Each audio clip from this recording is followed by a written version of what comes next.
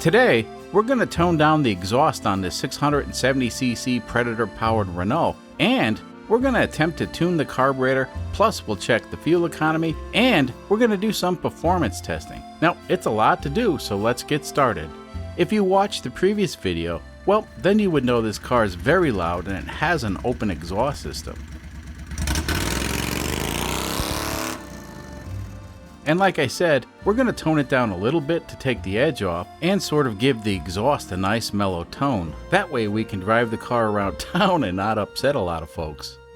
So as of right now, the exhaust on this Renault is pretty much a straight pipe, and the plan is to fit the car with various sport bike mufflers and see which one sounds the best. So here we have a sample of the pipe we used to fabricate the exhaust system, and the outside diameter works out to be 1.5 inches. Now, unfortunately, that's a bit on the small side to be able to directly fit a sport bike muffler. So we're going to have to use a universal adapter, and that will allow us to fit pretty much any sport bike muffler to this car. These adapters usually come with the muffler, or you can buy them separately for about $10 on the Jungle site.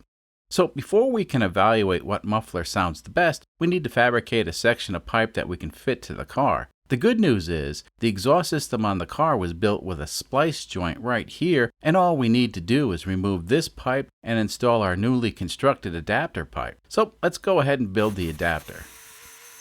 Building this adapter is pretty easy peasy, and once we determine the correct length of the pipe, all we need to do is a bit of welding.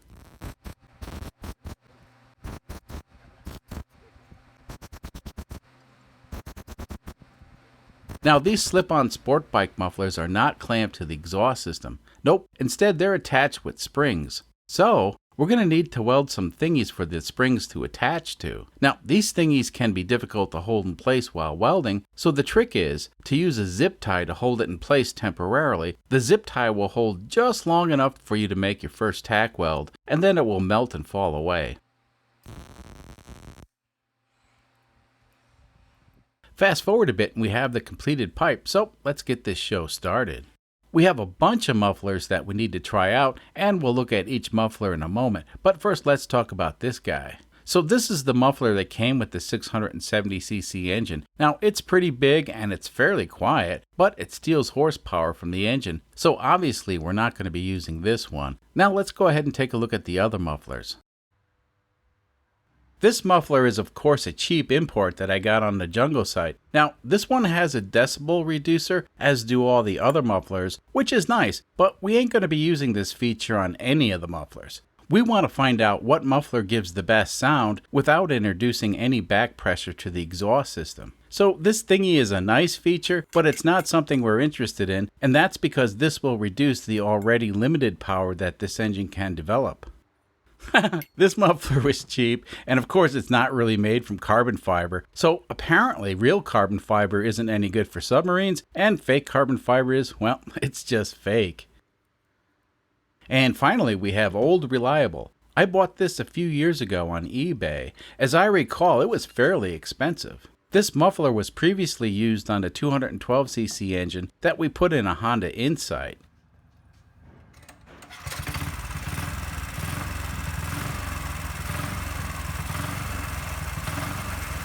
You know, it has good sound and it's really well made. The only problem is it's a bit long, but just for fun we'll give it a shot and see how it sounds. Oh, in case you're wondering, a modified 212cc engine in a Honda Insight will get the car up to 54 miles per hour, but it takes a while to get there.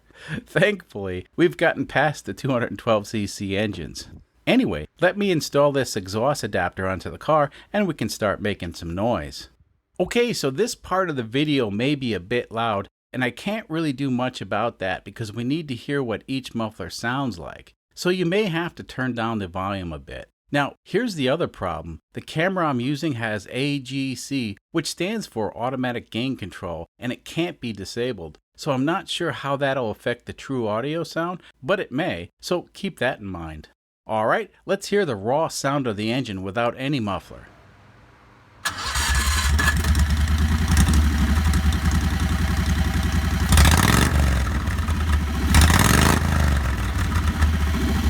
Yeah, that sounds like crap. Let's try this first muffler. So this one is short, which is nice because it'll fit under the car perfectly. Let's see how it sounds.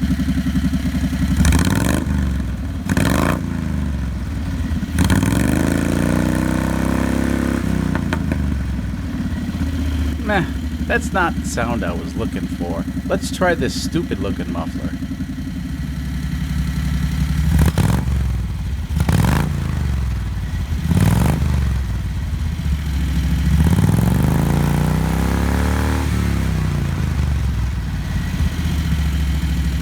That tones the exhaust down nicely, but the fake carbon fiber makes it look stupid. So let's try this one.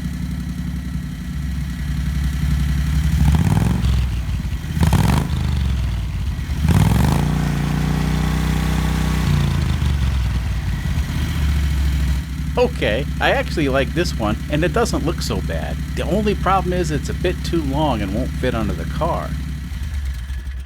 So let's do a quick review. This one fits the car perfectly, but it's a bit too loud.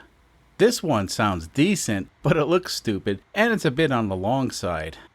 Now this one sounds decent, but it's too long. So what that means is, if we want to use this muffler on the car, well, we can't use this exhaust adapter, and that kind of sucks. But we can use this right angle adapter that I made. It will allow the longer muffler to fit under the car a little bit better. So I sort of like the way the muffler exits the car and directs the sound away from the driver. Of course that means other people will have to suffer listening to this car when I drive by, but fortunately we do most of our driving out in areas that are vastly populated by cornfields, so it'll be fine. Now I'm sure you want to hear what it sounds like, but first we need to open some packages that arrived at the P.O. box.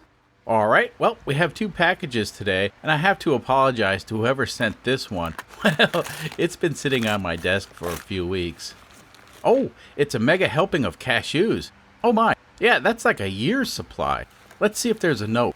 And there is. Well, Steve, I really appreciate the cashews, and once again, I'm sorry I didn't open this package sooner. I'll save these for later. They look yummy. Alright, let's have a look at the box that showed up the other day. Wow, somebody actually took their time on this box. It's very nicely packaged. Oh good, a note. Let's see what it says. Oh, we found this fellow on our front lawn this morning, and he said his name was Olaf. And would we send him home to Jim in Kansas? Sincerely yours, Michael and Julie. Ah, thank you, Michael and Julie. Hopefully Olaf behaved himself when he was on your front lawn. You know, this wouldn't be the first time he went missing. Ooh, air from Iowa. I have to check that out later. Yep, that's Olaf. Well, I can't say I'm glad he's back, but his friends will be happy to see him. Anyway, it looks like he's been well cared for. He certainly enjoys his bottle, that's for sure. I think I'll keep an eye on him for a few days to make sure he doesn't get lost again. And now the moment you've been waiting for.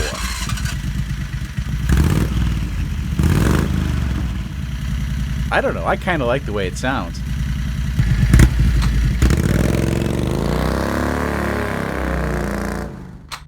Alright, well, let's take the car for a quick ride around town and see if the cops will chase us. Now, to give the cops a decent chance to catch us, we're going to drive around in 3rd gear and let the CVT do all the hard work getting the car to move. I put up a cheat sheet for the metric audience. Now, it's not perfect, but it may help some of you get an idea how fast we're going. So the sound you're hearing now is very close to what it actually sounds like from the driver's seat. Now, in the previous video and later in this video, we'll be using an audio recorder located near the muffler, and the car will definitely sound louder, but it really isn't. So I got good news and I got bad news. The good news is we already modified the jets in the carburetor. The bad news is apparently the camera overheated and most of the video we recorded on the carburetor is either lost or corrupted. So long story short, we enlarged the main jets slightly for a richer air fuel mixture, and I think we may have overdone it. The car certainly runs great, but according to the wideband, the air fuel ratio is in the mid-11s. Now keep in mind, this is not my first rodeo, and yeah, I know an AFR of 11 is rich, but air-cooled engines do like to run rich. Anyway, I think I'm going to go back and try slightly leaning out the mixture with some new jets and see how that compares. Now here's some even more good news. When you buy a 670cc engine new, well, it comes with 4 extra main jets, and those jets are for altitude compensation. Anyway, those extra jets are way undersized, and they can be easily modified. We'll do more fiddling with the carburetor in the next video. So some of you folks suggested that we try the carb cheater from Thunderhead 289, and that's a great idea. Unfortunately, there's a 2-month back order on that thing. Now I'm definitely going to order the kit, but it likely won't arrive anytime soon. Now the carb cheater is obviously for real engines and not necessarily a lawnmower engine, but I feel like we might be able to scale it down to work on a smaller engine. However, there are a few things to consider. I think the most important thing to keep in mind is the magneto ignition on these small engines do kick out a lot of EMI. Actually, in the past we had problems with a few cameras when they got close to a running engine. And some of our thermocouple meters absolutely freak out when they get close to an engine that has an unshielded magneto ignition. So I certainly welcome the idea of experimenting with the carb cheater in the future, but we may have to make some modifications to the ignition system in order to accommodate the sensitive electronics in the carb cheater. Meh, we'll cross that bridge when we get there, but it's not going to be anytime soon. Anyway, this car has no problem driving around town in 3rd gear. The CVT kinda makes this little French car drive like an old school Cadillac. I reckon this would make a nice city car if one were so inclined. Now, we did manage to do a fuel economy run off camera, and previously the car was able to get 37 miles to the gallon, which ain't half bad. However, this time around we only got 35.5 miles to the gallon. Now, I reckon the richer air fuel mixture has a lot to do with that, but like I said before, we didn't build this car for fuel economy. What really matters is how fast it can accelerate, and we'll do an acceleration test in a moment or so. But before we do that, let's head out of town and see how fast this car will go in 3rd gear.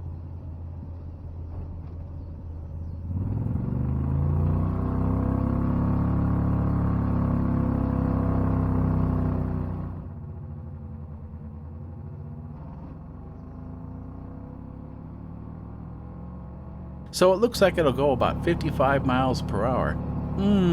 Interesting. Let's see if the exhaust and carburetor modifications made a difference in the way this car performs in the 0 to 55 mile per hour acceleration test. Previously, we recorded a record time of 39.01 seconds, which ain't half bad for an 1,800-pound car with a 2-cylinder lawnmower engine. Now, just like last week, we're going to do this acceleration run by starting off in 2nd gear and let the CVT drive do all the hard work up to about 30 miles per hour. Then we'll start shifting the manual transmission.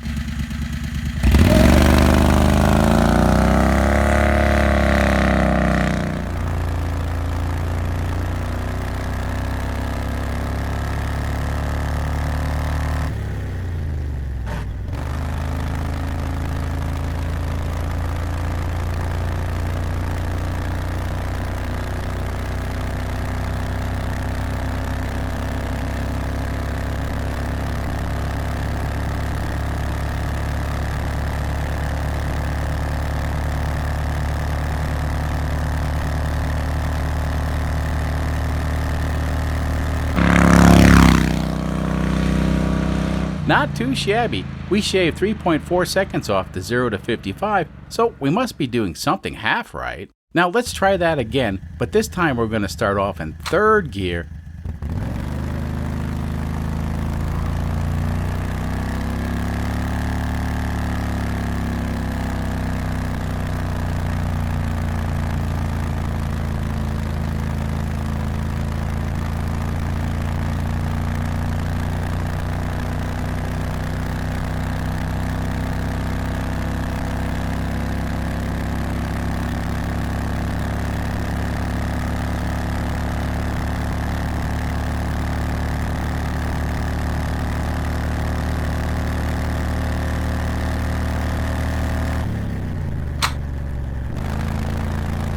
Well. Starting off in 3rd gear, well, the car is just a little bit faster. Or is it? Obviously the numbers don't lie, so let's take a closer look at the data we have in front of us. Well, if we take a snapshot from the acceleration run that we did in 2nd gear and 3rd gear and focus in on the 30 mile per hour mark, Well, first of all, the GPS speedometer is a bit slow to update, so keep that in mind. Anyway, at the 30-mile-per-hour mark or thereabouts, well, starting off in second gear appears to be the best choice, but why was it slower? Well, the simple answer is shifting to 4-speed manual transmission takes time, and we lost a bit of speed. Even though starting off in second gear yielded a faster initial acceleration, well, we lost time shifting the transmission to third gear. The time we lost when shifting the transmission to third is clearly evident. So starting off in third was the better choice, if that makes any sense. Now, for the new viewers, some of this stuff may not make any sense, but remember earlier in the video, we were driving the car around town in third gear as if the car had an automatic transmission, and well, it sort of does. The CVT is a simple automatic. Here, let's take a quick look at the numbers. Okay, first of all, let's look at the big picture. We have an 1,800-pound car with maybe a 25 horsepower two-cylinder engine.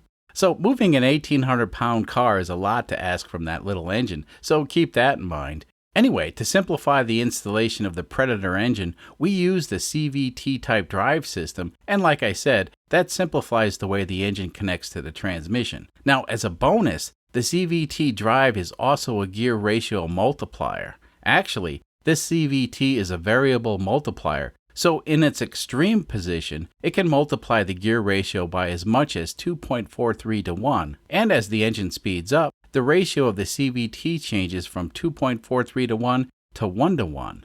So it's like having a transmission with an infinite amount of gears, and it's constantly changing gears an infinite amount of time as the car accelerates. So for example, when we put the transmission in third gear, which has a ratio of 1.48 to 1, well, the CVT can multiply that ratio by 2.43, and we get a gear ratio that starts off at 3.59.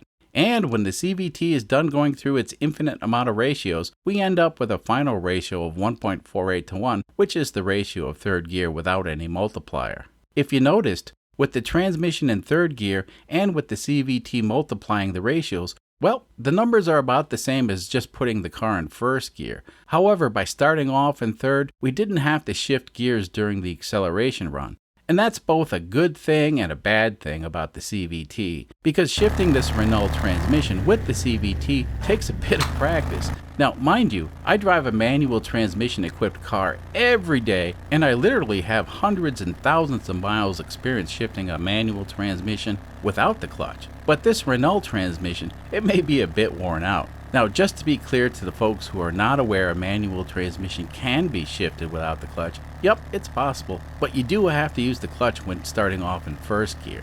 Anyway, once again, let's focus on the big picture. This YouTube channel is all about having some fun trying to get a lawnmower engine to make a car go fast. But there are limits. Yup, we could spend a few $1,000s fabricating a thrust-absorbing gizmo that would allow us to connect a conventional clutch to the Predator engine, but we ain't doing that. The CVT is cheap and it provides torque multiplication. So let me repeat that. It's cheap and provides torque multiplication. Torque multiplication is awesome on a heavy car, and we need torque multiplication, and with the CVT we have that. Now, there are plenty of haters out there that truly despise the CVT that we're using, and I've heard their arguments dozens and dozens of times. I think most of the haters just don't like the system because it wastes some power, and yep, I can't argue with that. Of course, wasting a bit of power does affect the fuel economy for sure, but like I said a million times in all my videos, we're not focused on fuel economy. But, and I'm going to be hypocritical here, just for fun in the next video, we're going to fiddle around with the carburetor and some other stuff to see if we can boost the fuel economy just a little bit. Now, I have to say this because whenever I mention fuel economy, I get hordes of suggestions about aerodynamic modifications. Nope, we're not going to change the classic and somewhat tatty appearance of this car one bit. So sorry about that. Anyway, we're going to focus on the engine, and we may or may not be able to improve the fuel economy much with simple modifications, but we'll try. Anyway, I had a lot of fun driving this little car today, and you know what? It may not be the fastest car on the road, and it may not get the best gas mileage, but it's the only two-cylinder 670cc Renault in the universe. To see more of what we're going to do with this little car, well, consider subscribing if you haven't done so already. And if nothing else, click on the like button. You see, producing these videos is a lot of work, so if you enjoyed it or learned something, Well, clicking on the like button makes me feel a little bit better. Until next time.